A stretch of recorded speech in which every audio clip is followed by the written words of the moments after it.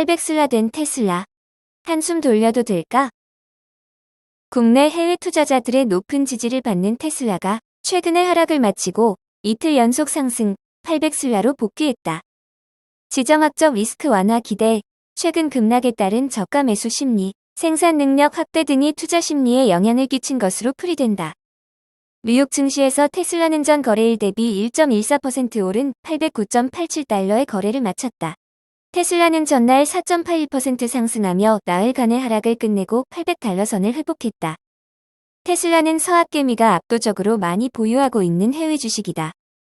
한국예탁결제원 증권정보 포털에 따르면 이달 들어 서학개미가 순매수한 테슬라 주식은 총 5억 2221만 달러에 달한다. 2위인 엔비디아와 2배 이상 차이를 보인다. 서학개미의 러브콜에도 최근 테슬라 주가는 연일 급락, 한때 760달러 선까지 밀리기도 했다. 이후 낙폭과대에 따른 매수세, 펀더멘털 확인, 신사업 추진 기대감 등에 힘입어 다소 안정을 찾아가는 모양새다. 글로벌 증시에 충격을 줬던 러시아 우크라이나 전쟁의 조기 종결 기대가 불거졌다. 시장의 위험자산 선호 심리를 자극했다. 신공장 증설 등을 통한 생산 능력 확대 소식도 투자 심리에 영향을 줬다. 드미트리 페스코프 크렘린궁 대변인은 이날 오늘 볼로디미르 젤렌스키 우크라이나 대통령이 우크라이나의 중립국 지위를 논의할 준비가 돼 있다고 밝혔다면서 민스크로 대표단을 보낼 준비가 돼 있다고 말했다. 신공장 증설 이슈도 투자 심리를 자극했다. 로이터 통신에 따르면 테슬라는 오는 3월 중국 상하이에서 신규 공장 건설에 돌입한다. 또 기가팩토리 3으로 불리는 기존 상하이 공장의 생산 능력도 연간 50만 대에서 100만 대로 늘린다. 신규 공장이 가동하기 시작하면 테슬라가 상하이에서 생산하는 전기차는 연간 200만 대에 달할 것으로 전망된다. 송선재 하나금융투자연구원은 테슬라의 펀더멘털은 여전히 견고하다며 신공장 증설 효과가 향후 3년에 걸쳐 이어지고 완전 자율주행 상용화를 통한 자율주행 서비스 기업으로의 진화도 이어질 것이라고 전망했다. 일론 머스크 테슬라 최고 경영자가 지난달 1월 컨퍼런스 콜에서 올해 가장 중요한 제품 개발로 테슬라 봇을 꼽은 점도 중장기적으로 투자 심리를 자극하는 요인이다. 머스크는 지난해 8월 인공지능 대회에서 차량 이상의 다음 AI로 테슬라 봇을 제시한 바 있다. 이상현 IBK 투자증권 연구원은 향후 로봇이 전기차보다 중요해질 잠재력이 있고 로봇을 통해 장기적으로 미국의 노동력 부족 문제를 해결할 수 있을 것이라고 얘기했다. 그리고 여기에 테슬라는 지난해 7월 FSD 기능을 사용할 수 있는 월 구독 서비스를 내놨고 미 5개 주에서 보험 서비스를 제공하고 있으며 올해 말 유럽 진출을 목표로 하고 있다고 설명했다. 애플카 오토파일럿 칩 한국서 이미 생산 중. 애플이 개발 중인 애플카에 사용될 오토파일럿 칩이 한국에서 이미 생산 중인 것으로 알려졌다. 오토에볼루션 등 외신에 따르면 최근 애플 고위 인사들이 애플카에 적용될 부품 제조업체 견학을 위해 한국을 방문한 사실이 밝혀졌다. 당시 가장 큰 주안점은 자율주행 전기차를 위한 배터리팩 생산이었으며 이외에 오토파일럿 칩에 통합될 모듈 제조를 포함한 여러 다른 프로젝트들을 논의한 것으로 알려졌다. 외신들은 이것이 오토파일럿 칩 하나만이 아니라 다양한 기능을 작동시키기 위한 통합 모듈과 관련한 것으로 해당 부품의 개발은 약 1년 동안 진행되어 왔으며 더 발전된 단계에 이르렀을 것으로 추측하고 있다.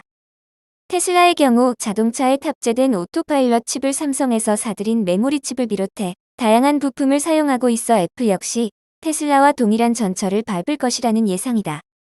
애플은 애플카와 관련해 어떠한 정보도 공개하고 있지 않으나 정통한 관계자들은 해당 차량이 이르면 2025년에 출시될 것으로 내다보고 있다. 또 베타 버전은 2023년 등장이 예상되나 그동안 애플의 관행으로 볼 때 공공 도로에서 차량을 볼 수 있을지는 의문이다. 유튜브 채널 제재하라. 구글, 서방 압력의 딜레마. 러시아의 우크라이나 침공 이후 구글이 서방 국가들로부터 칠러 채널에 대한 제한, 제재 압력을 받으면서 딜레마에 빠졌다고 블룸버그 통신이 보도했다. 유튜브는 러시아에서 막대한 영향력과 인지도를 확보하고 있다. 칠러 채널을 제재하거나 이들과의 상업적 관계를 끊게 되면 러시아에서 정치적 위협을 더욱 거세질 수 있고 광고 수익 등에도 타격을 입을 수 있다는 진단이다. 유럽연합은 블라지미르 솔로비오프라는 러시아의 TV 라디오 저널리스트를 제재 대상에 올렸다. 솔로비오프는 100만 명 이상의 구독자를 보유하고 있다. 23일 이유가 공개한 보고서에 따르면 그는 우크라이나의 극도로 적대적인 태도와 러시아 정부의 친화적인 인물로 유명하다고 묘사됐다. 그는 러시아가 우크라이나 침공을 단행했을 때 4시간 동안 실시간 매장에서 맞춤형 광고 판다. 아마존이 자사 오프라인 매장들에서 디지털 광고를 판매할 것이라는 정황이 포착됐다. 매장 내 수익성을 강화하기 위한 일환이라고 비즈니스 인사이더가 자체 확보한 내부 문건과 내부 사정의 정통한 소식통들을 인용해 26일 보도했다. 비즈니스 인사이더가 인용한 프로젝트 관리 문건에 따르면 아마존은 디지털 사이니지 광고를 2분기 내 공개할 예정이다. 대시카트로 불리는 스마트 쇼핑카트, 체크아웃 키오스크 화면에 개인화된 광고를 보여주고 냉장고 문 유리 앞에 나오는 스모크, 화면 광고를 선보이는 방안도 논의하고 있다고 비즈니스 인사이더는 전했다. 오프라인 매장에서 광고를 선보이는 방안은 아마존이 운영하는 오프라인 매장들이 재무적으로 자급자족할 수 있어야 한다는 압박을 받으면서 최근 몇 개월 사이에서 힘을 얻고 있다고 비즈니스 인사이더가 한 소식통을 인용해 전했다. 현재 아마존이 운영하는 매장들은 마진이 적은 식료품을 많이 취급하고 있다. 광고를 판매하는 것은 이들 매장에 의미 있는 수익 채널을 만들어줄 수 있을 것이라고 비즈니스 인사이더는 전했다. 한 문건에 따르면 아마존 프레시 같은 매장들은 수익성이 크게 기여하는 비즈니스 모델과 확장 계획을 갖고 있다고 언급돼 있다. 오프라인 매장으로 확장하기 위한 아마존의 행보는 걸림돌들에 직면해 있다. 아마존은 2023년까지 계산원이 없는 아마존 프레시 신선식품 매장을 수백 개 오픈할 것으로 예상했지만 지금까지 미국에서 1개 오픈하는 데 그치고 있다고 비즈니스 인사이더는 전했다. 인터넷에 연결되는 대시카트 역시 예상했던 것보다는 인기가 없다고 지적했다. 그런 만큼 실제 매장에서 광고를 파는 것은 오프라인 매장 운영에 따르는 고비용에 대한 우려를 상쇄하는 데 도움이 될 수 있다고 비즈니스 인사이더는 전했다. 광고는 아마존에서 클라우드에 이은 또 하나의 수익 사업을 급부상했다. 아마존은 광고주들에게 쇼핑 데이터를 강조해왔고 오프라인 매장 내 광고는 광고주들에게 실제 판매에 미치는 영향을 보여주는 데 도움이 될 것이라고 비즈니스 인사이더는 전했다. 지난 분기 아마존은 광고 매출을 처음으로 별도로 공개했다. 2021년 아마존은 광고 부문에서 전년 대비 32% 늘어난 310억 달러 규모 매출을 기록했다. 미국 GPU 업체 엔비디아, 사이버 공격받았다. 사건 조사 중. 미국 그래픽칩 설계 업체 엔비디아가 내부 시스템에 영향을 미치는 사이버 공격을 받았다. 러시아의 우크라이나 침공으로 미국이 사이버 안보에 예민해져 있는 상황에 발생한 사건이라 사건 경위에 관심이 쏠리고 있다. 엔비디아가 사고를 조사 중이라는 내용의 대변인 성명을 발표했다고 더버지, 테크크런치 등 이 전문 외신들이 이날 보도했다. 같은 날 영국 매체 텔레그래프는 취재원을 인용해 엔비디아가 네트워크 침입을 통한 사이버 공격을 받았다고 보도했다.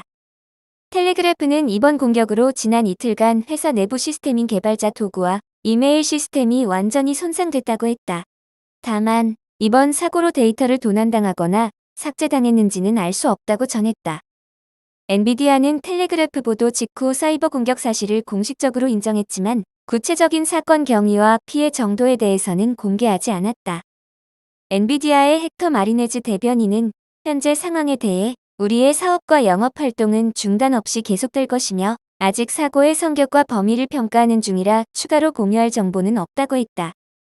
이번 공격을 놓고 블룸버그는 정통한 취재원을 인용해 경미한 랜섬웨어 공격이라고 보도하기도 했다. 관심이 집중되는 부분은 이번 공격이 러시아의 우크라이나 침공과 관련 있는지 여부다.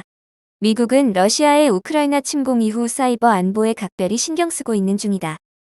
일부 이번 공격 배후에 러시아가 있다고 추측하는 보도도 나왔지만 주장을 뒷받침할 정보는 제시되지 않았다. 한편 엔비디아는 영국 반도체 업체 ARM을 800억 달러에 인수하려고 했으나 미국, 영국의 경쟁 당국과 반도체 업계의 반대에 부딪혀 지난 7일 이사회 회의를 통해 인수 포기 결정을 내린 바 있다.